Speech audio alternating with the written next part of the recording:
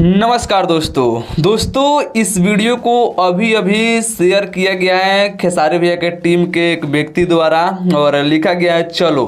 तो अब खेसारी भैया कहाँ जाएंगे आप लोगों को पता ही होगा। आज उनका स्टेज शो है सीए पंकज भैया के घर, तो वहीं जा रहे होंगे। अभी यह वीडियो आया हुआ है और खेसारी भैया से पहले उनके टीम के बहुत कोई चल गया है, जैसे में कृष्णा बदर्दी जी, सोनू पांडे जी, राजीव शर्मा जी भी आजकल फिर खेसारी भैया की टीम में दिखने लगे हैं। उसके बाद में डायरेक्टर लाल बाबू पंडित जी पहुंच चुके हैं।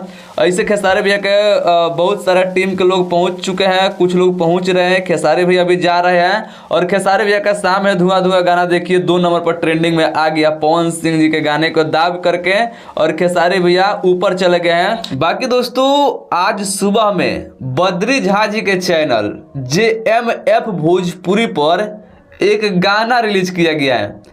उस गाने का नाम है उड़नबाज रजऊ।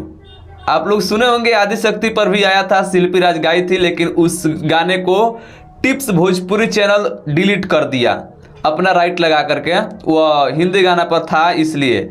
लेकिन JMF भोजपुरी कंपनी के ओनर बद्री झा जी उस गाने को एकदम नया अंदाज में, मतलब आप लोग सुनिएगा ना तो पहले वाला उड़नबाज रजऊ को भूल जाइएगा। वो क्या था कि इस गाने को बनाया गया है और इस उड़नबाज रजऊ को शिवानी सिंह गाई है। मतलब गाना आप लोग एक बार सुनिए, सुनने के बाद जज कीजिएगा कि कौन सा अच्छा है। हमको तो पहले वाला से अच्छा ये वाला गाना लग रहा है उड़नबाज रजऊ, जो आज रिलीज हुआ है JMF भोजपुरी पर। शिवानी सिंह के आज वाला उड़नबाज रजऊ JMF भोजपुरी चैनल पर सुन करके पुराना वाला दिमाग में से भूलिए जा रहा है।